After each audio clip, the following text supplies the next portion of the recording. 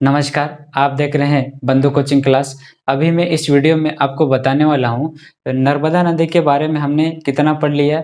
तो नाम देखा, प्राचीन नाम देखा, ठीक है, नए नाम देखा, उसकी सहायक नदियाँ। इसके बाद में हम बात करते हैं, तो नर्मदा नदी पर जो नर्मदा घाटी परियोजना के अंतर्गत बांध बनाए गए हैं, वो कौन-कौन से परियोजना के नाम पूछा जाता है और मुख्य रूप से बांध भी है यहाँ पर, तो उन परियोजना पर भी बांध बनाए गए। इसके बारे में हम पूरा इस बोर्ड पे हम डिस्कस करेंगे, तो वीडियो को ध्यान से देखेंगे और उसके बाद में आप डिसाइड करना कि आपको सब्सक्राइब करना या नहीं करना, ठीक है? और दोस्तों के साथ में शेयर करना। चलिए देखते हैं, यहाँ पर नर्मदा घाटी परियोजना स्टार्ट की गई थी कब? 1984 में नर्मदा घाटी परियोजना स्टार्ट की गई। इसी परियोजना के अंतर्गत सारे जितने भी परियोजना बनाई जाती है, यह जो घाटी परियोजना है, नर्मदा घाटी परियोजना है, इसी के अंतर्गत बनाई जाती है। तो इसका पूछा जाता है कि 1984 में इसका प्रारंभ हुआ था नर्मदा घाटी परियोजना का, और इसी के अंतर्गत कुछ बांध बनाए गए हैं, उनको हम देखते हैं। ध्यान से देखिएगा वीडियो को, आपको पूरा याद हो जाएगा और दोबारा देख लेना, नहीं तो आप कॉपी में नोट कर लेना, तो आपको हमेशा के लिए याद रहेगा। देखते हैं, नर्मदा घाटी परियोजना के अंतर्गत यहाँ पर एक परियोजना बनाई गई है जिसका नाम है सरदार सरोवर परियोजना। सरदार सरोवर परियोजना इस नर्मदा नदी की सबसे बड़ी परियोजना है, ठीक है? यह काफी चर्चा में रहा और इसके बारे में प्रश्न पूछा जाता है। दूसरी बात पूछता है, इसकी स्थापना कब हुई थी, कब शुरू हुआ था? तो ये 1961 में ही शुरू हो गया था, ठीक है? 1961 में ही शुरू हो गया था। नर्मदा घाटी परियोजना के आने से पहले ही शुरू हुआ था, उसके बाद में ये तो परियोजना बनाई गई है। तो इसी परियोजना के अंतर्गत यह बांध बनाया गया है। इसमें डिटेल्स दी गई है कि नर्मदा घाटी परियोजना के अंतर्गत सरदार सरोवर का बांध जो रहेगा वो मध्य प्रदेश, महाराष्ट्र, गुजरात और राजस्थान को लाभान्वित करेगा, ठीक है? 4 राज्य इससे संबंधित है, कौन-कौन से? एमपी, महाराष्ट्र, गुजरात और राजस्थान, 4 राज्य है, ध्यान रखिएगा, ठीक है? पूछा जाता है, यह संयुक्त परियोजना है, 4 राज्यों की संयुक्त परियोजना है, ठीक है? दूसरी बात यहाँ पर पूछा जाता है कि विद्युत का उत्पादन कितना होता है इस परियोजना के अंतर्गत, सरदार सरोवर परियोजना के अंतर्गत है, ठीक है? तो ये विद्युत का उत्पादन यहाँ पर 1450 मेगावाट है। 1450 मेगावाट का विद्युत का उत्पादन किया जाता है, 1450, ठीक है? ध्यान रखिएगा। और इसमें से ही मध्य प्रदेश को मिलता है 886 मेगावाट, 886 मेगावाट, और बाकी अन्य राज्यों को मिलते हैं, इन 3 में से एक-एक को मिलते होंगे, ठीक है? इसके बाद में इसकी ऊंचाई भी पूछा जाता है, तो इसकी ऊंचाई कितनी है? इस बांध की, सरदार सरोवर बांध की ऊंचाई है 163 मीटर है।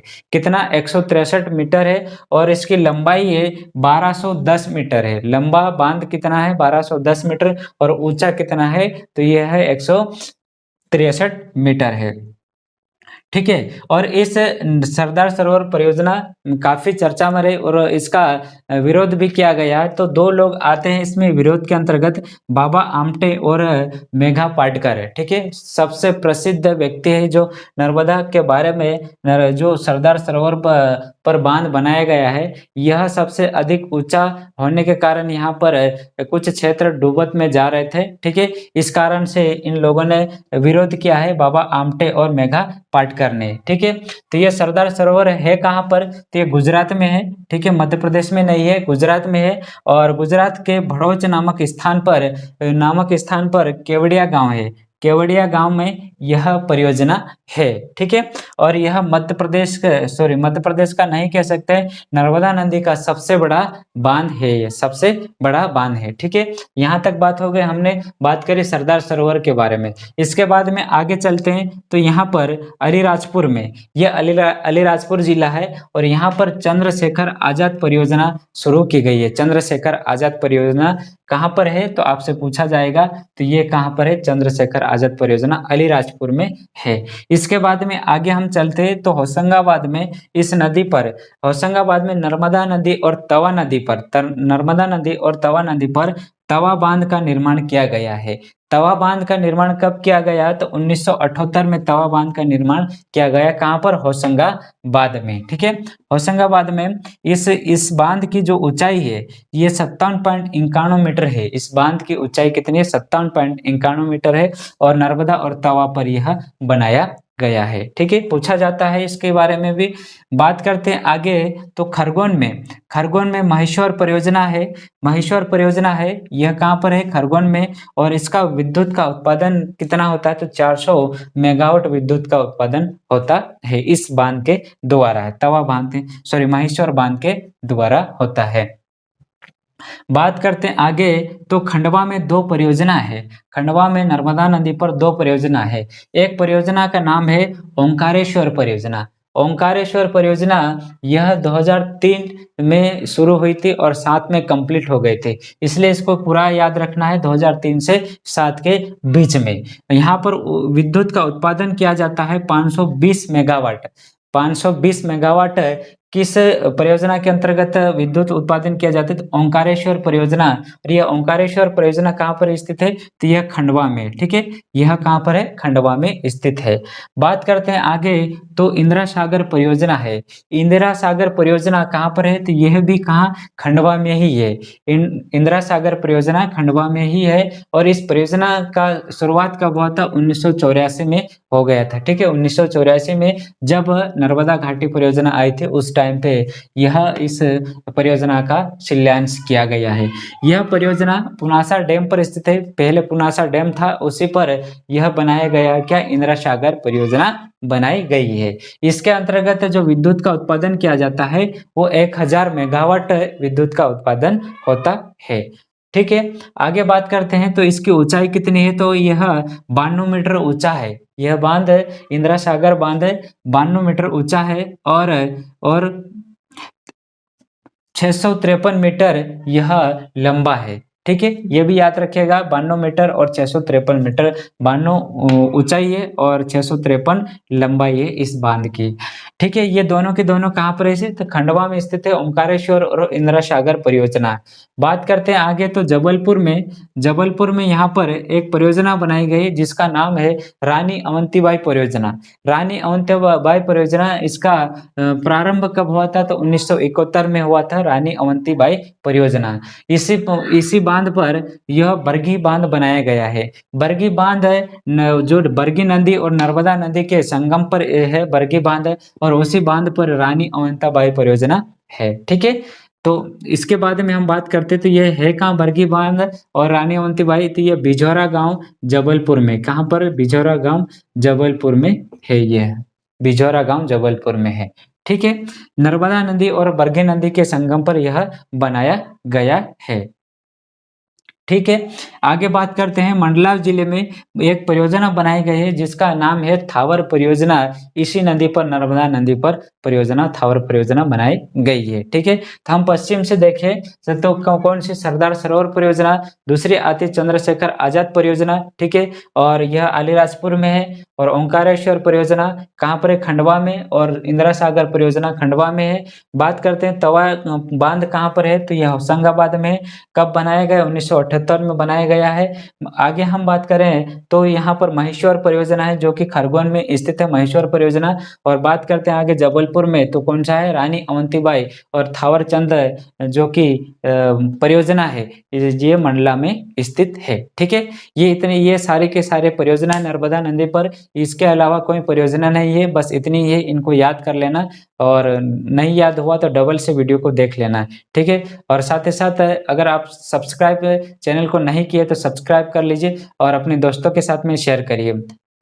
आगे देखते हैं इन नदी पर जो जलप्रपात है कौन कौन से, इसके बारे में आगे देखते हैं। जलप्रपात की हम बात करते हैं तो जलप्रपात क्या होते हैं कि जो ऊंचाई से चट्टानों से जो पानी नीचे गिरता है और इस प्रकार से गिरता कि आपको एक जल की धारा दिखाई पड़ती है और हमेशा गिरता ही रहता है, उसे जलप्रपात कहा जाता है साधारण भाषा में।